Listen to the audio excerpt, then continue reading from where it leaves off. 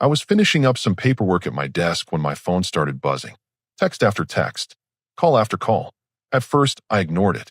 Thursday evenings were usually quiet, and I had reports to finish before the weekend. But the buzzing wouldn't stop. My brother Kyle was calling for the third time in 5 minutes. Something was definitely wrong. What's going on? I answered. Dude, what the hell happened between you and your wife? I paused, confused. What do you mean? Nothing happened. What? Check social media. Now, I don't use Facebook or Instagram much. Never saw the point in broadcasting my life to strangers.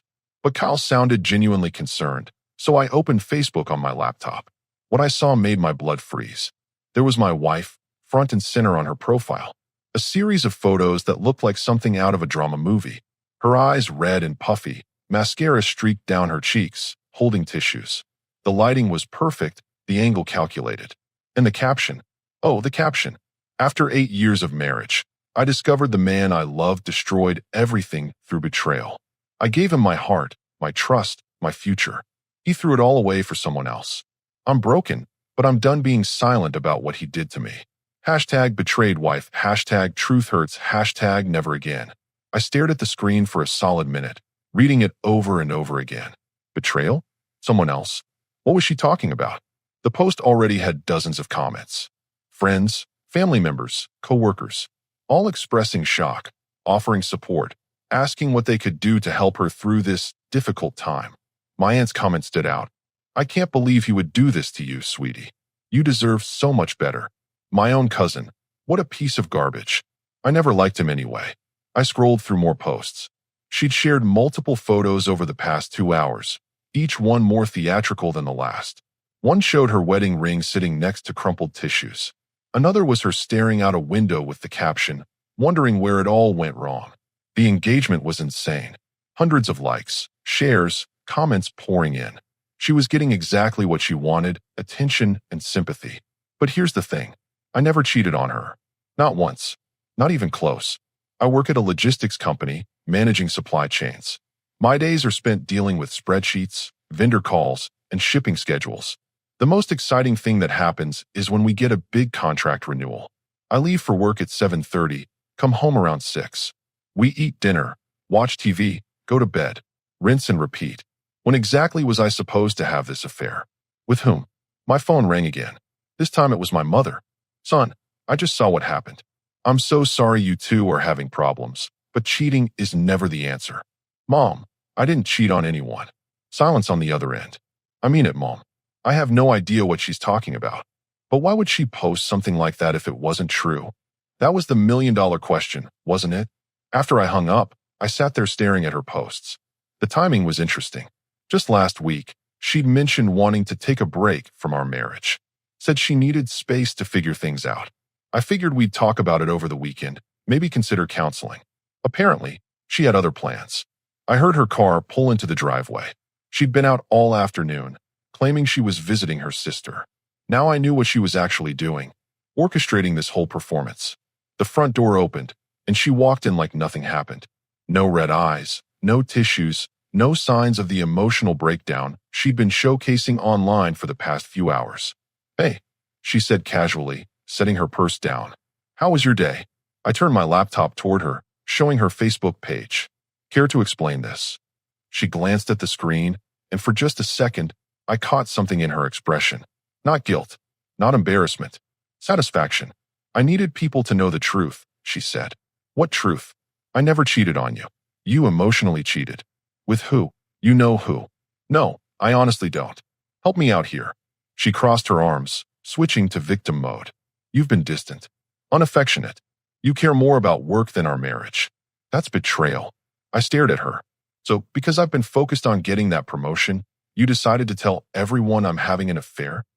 I never said affair. I said betrayal. Look at the comments, honey. Everyone thinks I'm sleeping around. That's their interpretation. The audacity was breathtaking. She'd crafted her posts to make people think exactly that, while leaving herself wiggle room to claim she never technically said it. My phone buzzed with another text. Then another. Friends, family, even a few coworkers had somehow seen the posts. You need to delete these, I said. No. People think I'm cheating on you. Good. Maybe now you'll understand how it feels to be hurt. I closed the laptop and looked at her. Gone was any pretense of the crying, broken woman from the photos. This was calculated, deliberate. What do you want? I asked. I want you to know what it's like when people think badly of you. And then what? We work it out. Go to counseling. What's the end game here? She didn't answer directly, just said she was tired and went upstairs. I sat there for another hour, watching the comments pile up.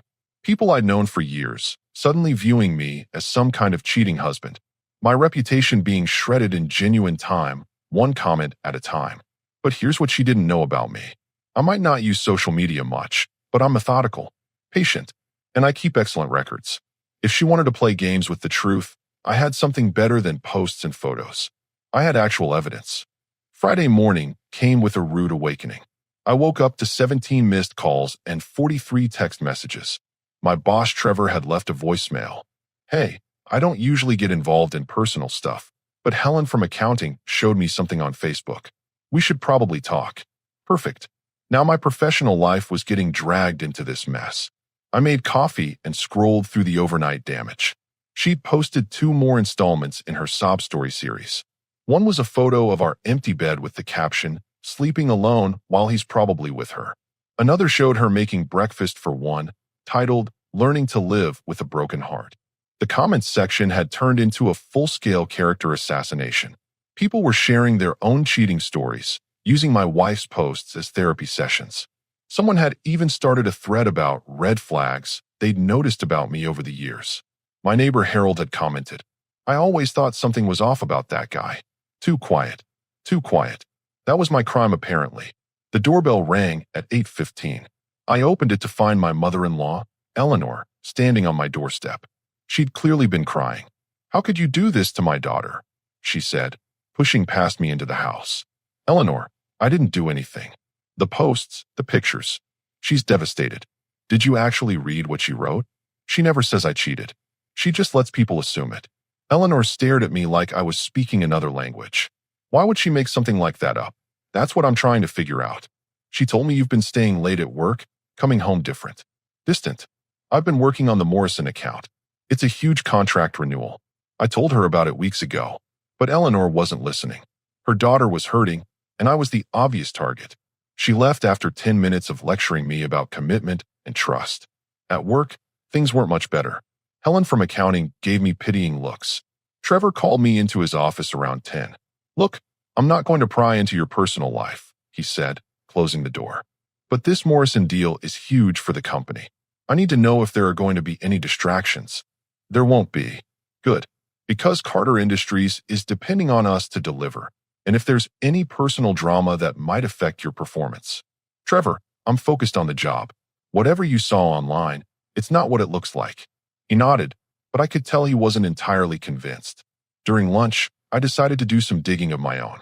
I pulled up my credit card statements, my work calendar, even my gym check-in records.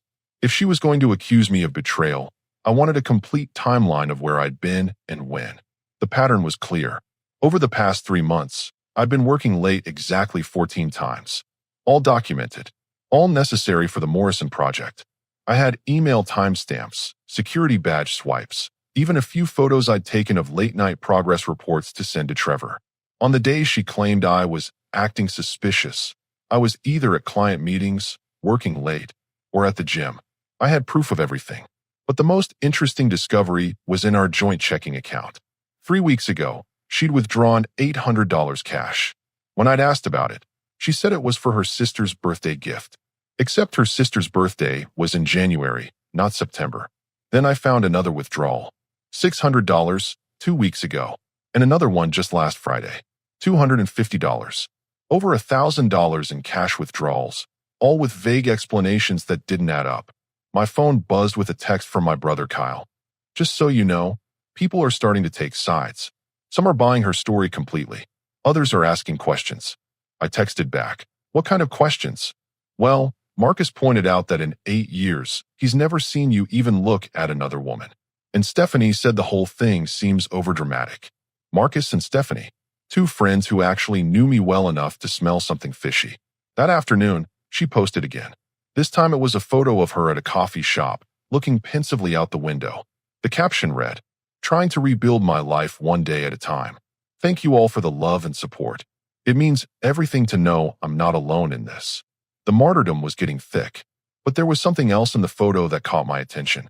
She was wearing a necklace I'd never seen before, silver with a small pendant, and her nails were freshly done, with an intricate design that would have cost at least $60.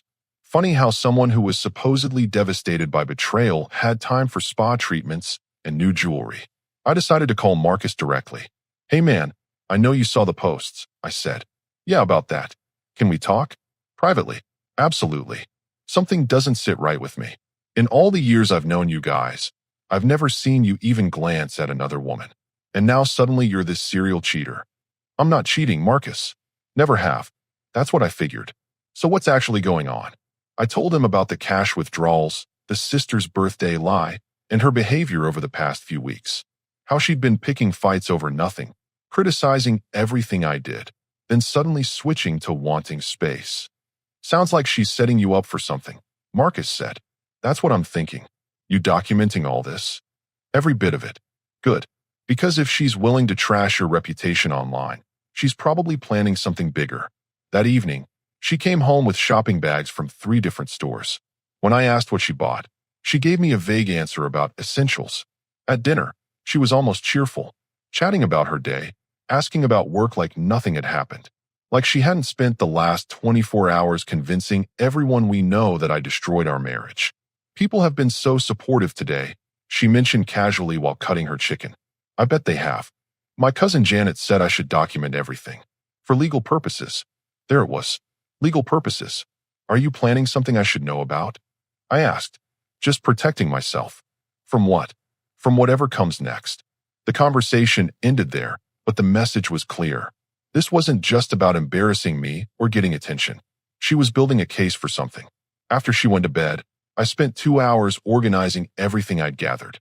Bank statements, work schedules, location data from my phone, emails, even grocery receipts that showed I was exactly where I said I was.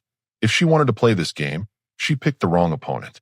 Because while she was busy performing for social media, I was quietly building a defense that would expose every lie she'd told. Saturday morning, I decided it was time to stop playing defense. If she was going to destroy my reputation with lies, I needed to start showing people the truth. I started with my parents.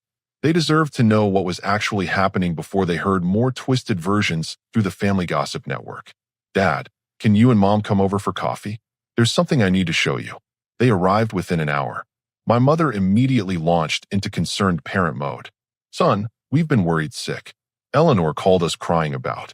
"Mom, before you say anything else, I need you to look at something."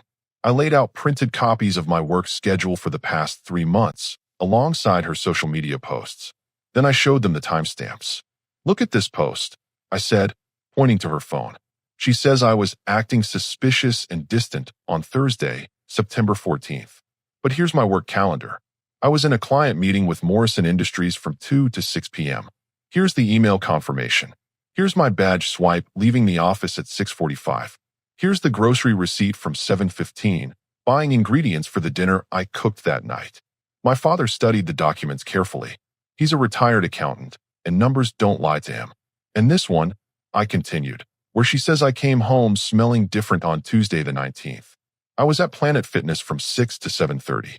Here's my gym check-in on the app. Here's my post-workout protein shake purchase at 7:42.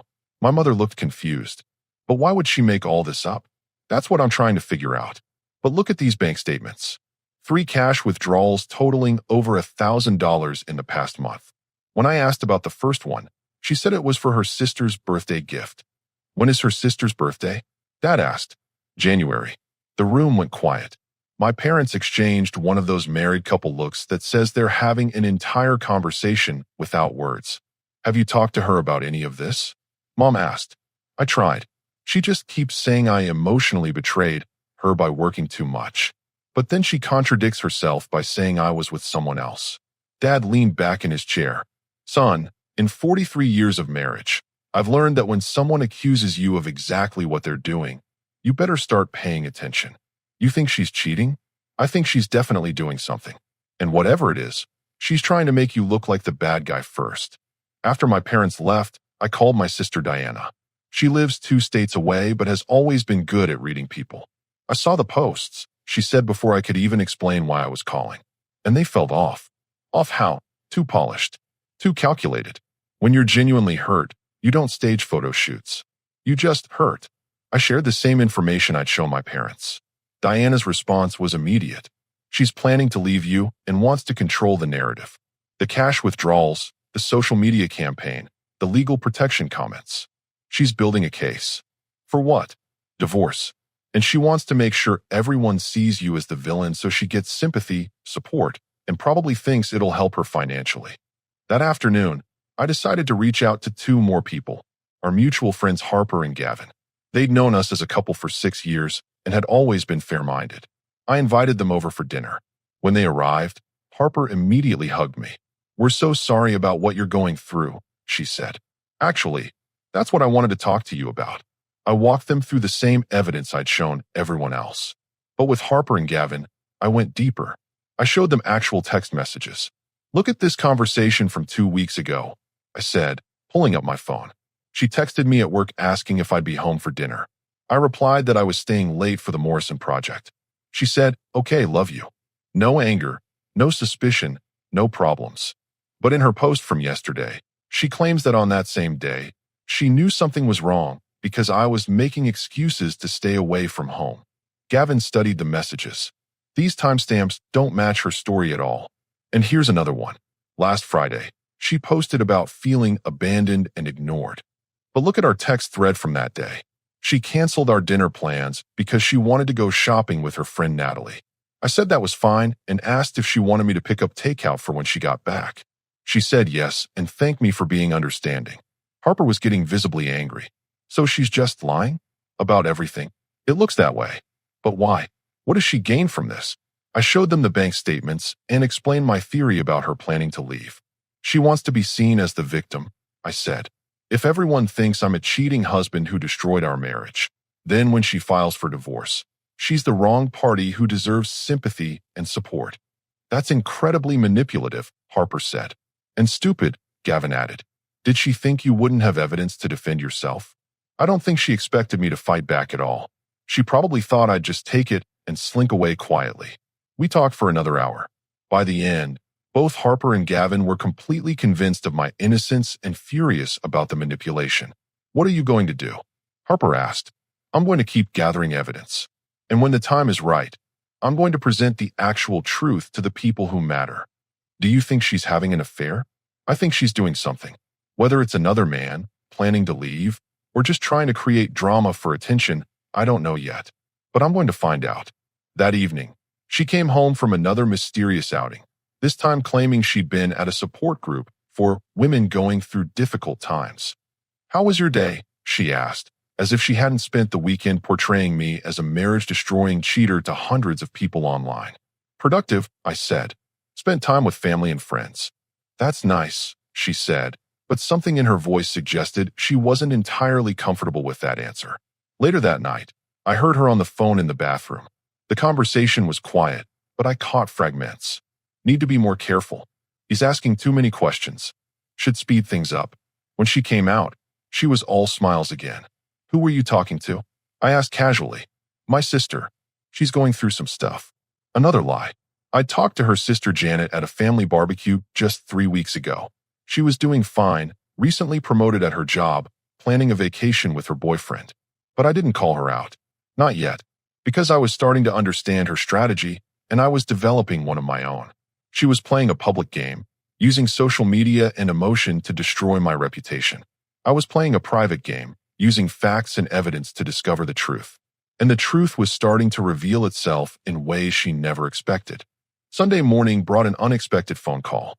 Eleanor, my mother-in-law, was calling me directly instead of going through her daughter.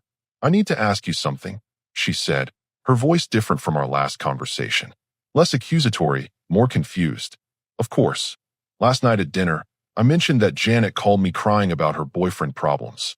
But my daughter looked at me like I was crazy and said Janet was fine, that they just talked, and everything was perfect." I felt my pulse quicken. "What did you think about that?" "Well, I called Janet this morning to check on her. She said she never talked to my daughter last night. In fact, they haven't spoken in over a week. Bingo. The lies were catching up to her. Eleanor, can I show you something? It might explain a lot. I'm listening. Can you meet me for coffee? I have some information that might help you understand what's actually happening. An hour later, we sat across from each other at a quiet diner. I laid out everything. The timeline inconsistencies, the bank withdrawals, the mysterious phone calls, the contradictory stories about her sister. Eleanor studied the documents with growing concern. These dates don't match at all, she said, comparing the social media posts to my work calendar. She says you were distant and suspicious on these days, but according to this, you were exactly where you said you'd be. And look at this, I said, showing her the bank statements. She told me the $800 withdrawal was for Janet's birthday gift. But Janet's birthday is in January. Eleanor's face went pale. She asked me for money 2 weeks ago, said she needed help with car repairs. How much? $500. Did her car need repairs? I don't know. I just gave it to her because she said it was urgent.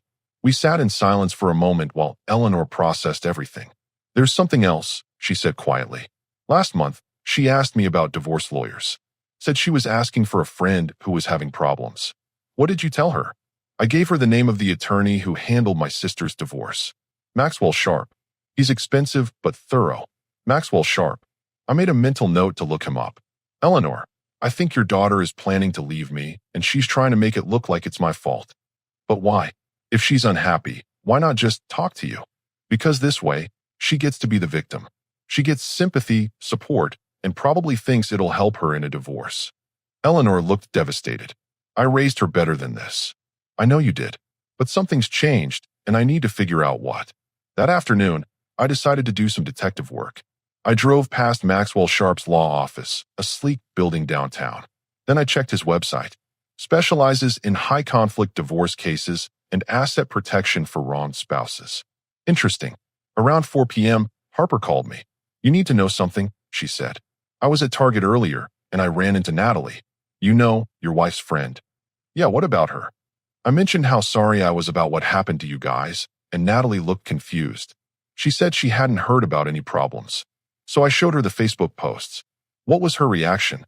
She was shocked. But here's the weird part. She said your wife has been canceling plans with her for the past month, always claiming she had other commitments. What kind of commitments? That's what Natalie asked.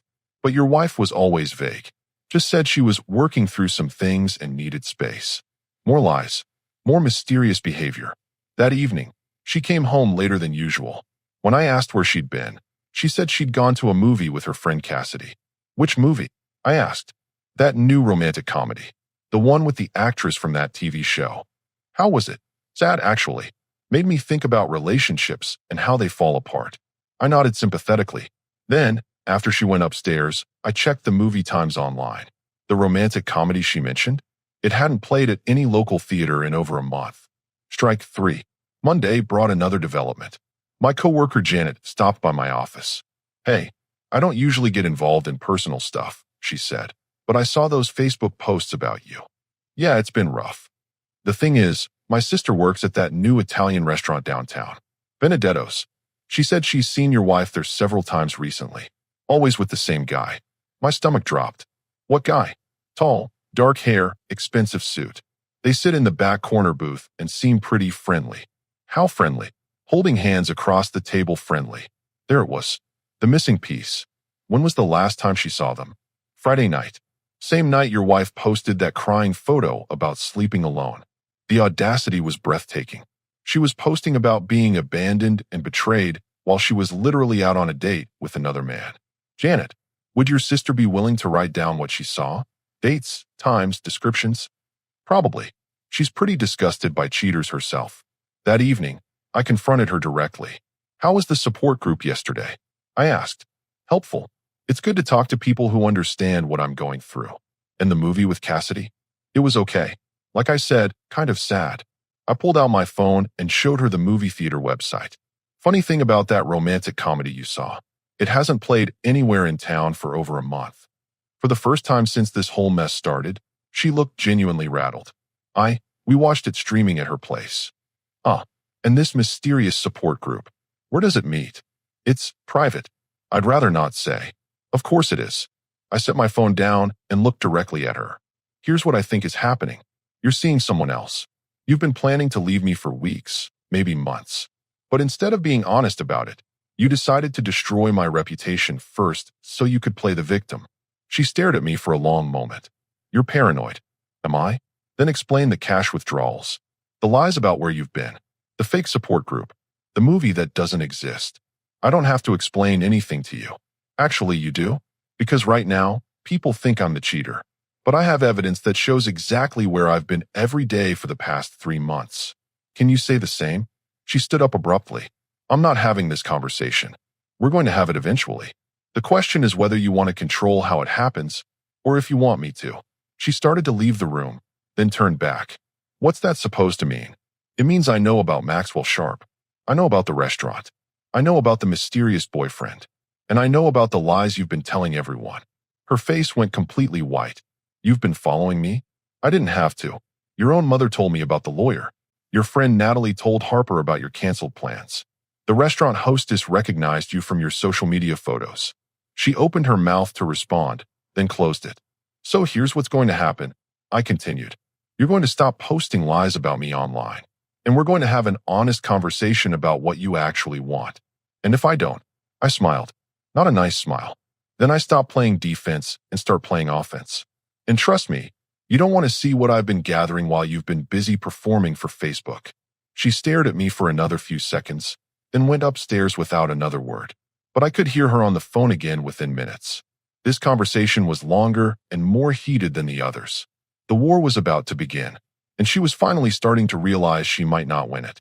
Tuesday morning, I woke up to find her side of the bed empty. She'd left early, probably to avoid another confrontation. Good. It gave me time to make some important phone calls. First, I called Janet from work. My sister wrote everything down, she said. Dates, times, descriptions of the guy she's with. Want me to email it to you? Please. The email arrived within an hour. 6 different occasions over the past month where my wife had been seen at Benedetto's with the same man. The descriptions were detailed: tall, dark hair, drives a black Mercedes, always pays with cash, very affectionate with her. But the real bombshell was the last entry. Friday, September 22nd, 8:30 p.m. Couple seemed to be celebrating something. Woman showed man photos on her phone. He was laughing and clapping. She was wearing a new necklace. He kept touching it and smiling. Friday, the same day she posted the crying photos about sleeping alone and being abandoned. My phone rang. It was Eleanor. I've been thinking about our conversation yesterday, she said.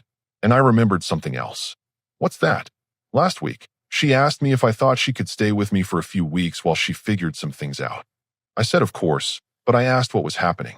She said you two were having problems, but she didn't want to get into details. What did you think about that? Honestly, I was surprised. You two always seemed happy when I saw you together. We were happy, or at least, I thought we were. There's something else. When she asked about staying with me, she also asked if I knew any good storage units nearby. Storage units. She was already planning to move out. Eleanor, I need to ask you something, and I need you to be completely honest. Okay, do you want to know the whole truth about what's been happening? Even if it's not what you want to hear about your daughter. There was a long pause. Yes, I need to know. Then we need to meet again. And this time, I have a lot more to show you. That afternoon, Eleanor and I met at the same diner. This time, I brought everything. The restaurant reports, the timeline of lies, photos from her social media posts with timestamps that proved when she was actually out with her boyfriend. But the most damaging evidence was something I discovered that morning. While going through our home computer, I'd found deleted browser history that I was able to recover. Searches for divorce lawyers, asset division calculators, and guides on how to protect yourself financially during divorce. The searches went back 3 months. Eleanor stared at the computer screen in disbelief. She's been planning this since July? Look at the dates. First search was July 15th. The Morrison Project started July 20th. She began her campaign about me being distant and suspicious in August, right after I started working longer hours. So she used your job as cover for her plan. Exactly. She knew I'd be working more, so she could claim I was neglecting her while she was actually preparing to leave. Eleanor was quiet for several minutes, reading through everything. What are you going to do? She asked finally. I'm going to give her one chance to come clean. Tonight. If she doesn't, I'm going to start showing this evidence to everyone who saw her posts. Including posting it online? No, I'm not going to play her game. But I am going to make sure the people who matter know the truth. That evening, she came home around 7. She seemed nervous, probably expecting another confrontation. We need to talk, I said. About what? I set a manila folder on the coffee table between us. About Maxwell Sharp. About Benedetto's restaurant. About the storage unit you asked your mother about. About the boyfriend who drives a black Mercedes. Her face went completely pale. I don't know what you're talking about. Open the folder. She stared at it like it might explode. Go ahead. Open it. With shaking hands, she opened the folder. Inside were printouts of everything. The restaurant sightings, the browser history, the timeline of her lies, photos of her social media posts next to proof of where she actually was when she posted them. She read through it all in silence. When she finished, she looked up at me with tears in her eyes. But these weren't the staged tears from her Facebook photos. These looked genuine. How long have you known? She asked quietly. I started figuring it out Friday night. I confirmed it yesterday. The only thing I don't know is why. Why what? Why you didn't just tell me you wanted out? Why you had to destroy my reputation first? She was quiet for a long time. Because I was scared, she finally said. Of what? Of looking like the bad guy. Of people thinking I was throwing away a good marriage for no reason. So you decided to make me look like the bad guy instead. I didn't mean for it to go this far. You posted 4 different sob stories over 3 days. You let hundreds of people think I was cheating on you. You involved our families, our friends, even my coworkers. How much further could it have gone? She started crying harder. I know it was wrong. I didn't know how to get out without hurting people. So you decided to hurt me instead. I'm sorry. Are you? Or are you sorry you got caught? She didn't answer that. Who is he? I asked. His name is Blake. Blake Hoffman. I met him at that conference in August. The marketing conference you said was boring? Yes. And you've been seeing him since then? Not at first. We just talked online for a few weeks. But then you started meeting him at restaurants while posting about how alone and abandoned you felt. She nodded miserably. Do you love him? I think so. Then why didn't you just ask for a divorce? Why create this elaborate lie about me betraying you? Because Blake said if we were going to be together, we needed to make sure I didn't look like the woman who left her husband for another man. He said it would hurt his reputation in business. There it was. Blake Hoffman, whoever he was, had convinced her to destroy my reputation to protect his. So this whole thing was his idea? Not exactly. But he said it would be better if people thought you were the problem. And you went along with it. I'm sorry. Sorry doesn't fix this. Do you have any idea what you've done? People I've known for years think I'm a cheater. My boss questioned whether I could handle my job responsibilities. Your own mother came to my house crying because she thought I'd betrayed you. I can fix it. How? I'll delete the posts. I'll tell people it was a misunderstanding. A misunderstanding? You accused me of destroying our marriage through betrayal. I'll explain that we were both having problems and I overreacted. I stared at her. Even now, even caught in the middle of her lies, she was trying to find a way to avoid taking full responsibility. No, I said. No what? No, you don't get to minimize this. No, you don't get to call it a misunderstanding. And no, you don't get to control how this gets fixed. What do you mean? I stood up and collected the papers from the folder. I mean tomorrow morning, I'm going to start showing people the truth. All of it. The timeline, the lies, the boyfriend, the planning. Everyone who saw your posts is going to see this evidence. You can't do that. Watch me. Please. I'll do anything. I'll go to counseling. I'll break up with Blake. I'll do whatever you want. I looked at her for a long moment. The time for that was 3 months ago, before you started planning to destroy me. Or 2 months ago, before you started lying to everyone we know. Or even last week, before you posted those photos. But I'm trying to make it right now. No, you're trying to save yourself now. There's a difference. I walked toward the stairs, then turned back. You have until tomorrow morning to decide how you want to handle this. You can either tell people the truth yourself, or I will. But either way, the truth is coming out. She was still sitting on the couch, crying, when I went to bed.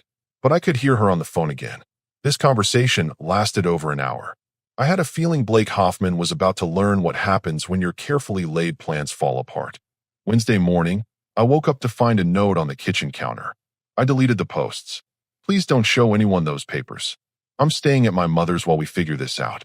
Too little, too late. By 8 a.m., I was sitting in Eleanor's living room with my folder of evidence. She'd called her daughter downstairs. Tell him what you told me last night, Eleanor said firmly. My wife looked exhausted. I admitted everything to my mother. The affair, the lies, the planning. And Eleanor prompted. And I'm sorry. Eleanor turned to me. I've seen enough. Show everyone. First stop, my parents. Then Harper and Gavin. Then Marcus. Then my brother Kyle. By noon, the truth was spreading through our social circle faster than her lies had. My boss Trevor called around 1 p.m. Helen from accounting told me what actually happened. I owe you an apology. Thanks, Trevor. Also, Morrison Industries called. They want to accelerate our timeline. Are you available to travel next week?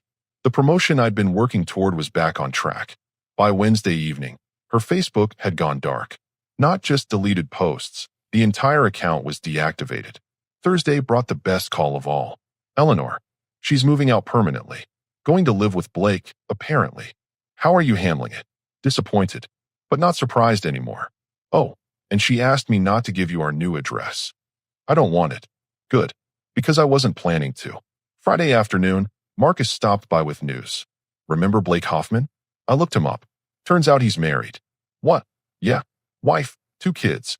Lives in the suburbs. I wonder if she knows about her husband's girlfriend. I thought about that for exactly 30 seconds. That's not my problem anymore. Saturday, I got a text from an unknown number. Can we talk? This isn't how I wanted things to end. I deleted it without responding. Sunday, my phone rang. It was Harper. You need to hear this. Natalie ran into your ex at the grocery store. And apparently Blake dumped her yesterday. Said his business partners found out about the affair and it was affecting his reputation. The irony was perfect. She destroyed my reputation to protect his, and he dumped her to protect his reputation from her. How did she take it? Not well, according to Natalie. Started crying right there in the produce section. Monday brought one final piece of closure. Eleanor called. She wants to apologize to you directly. Asked if you'd meet her for coffee. Not interested. I figured, but I told her I'd ask. Eleanor, you raised a daughter who had everything, a faithful husband, a stable home, people who loved her, and she threw it all away for a man who wasn't even available. That's not my fault, and it's not my problem to fix. I know. I just wanted you to know she's finally understanding what she lost. Good. That's called consequences. 3 months later, I ran into her at the hardware store. She looked different. Tired, maybe. Or just older. Hi, she said quietly. Hello. I heard about your promotion. Congratulations. Thanks. We stood there awkwardly for a moment. I really am sorry about everything, she said. I know you are. Is there any chance we could? No. She nodded like she'd expected that answer. For what it's worth, you were right about everything. Blake, the planning, all of it. I usually am. As I walked away, I heard her call out. You deserved better. I turned back one last time. Yes, I did. And now I have it. 6 months later, I was dating someone new. Someone who understood that trust isn't a game and reputation isn't a weapon. My ex-wife, last I heard, she was still single, still living with her mother, and still dealing with the consequences of trying to destroy an innocent man's life to cover her own choices. Sometimes people ask if I regret how I handled things, if I should have been more forgiving. My answer is always the same. I didn't destroy our marriage. I just refused to let her destroy me along with it. And that, as they say, made all the difference.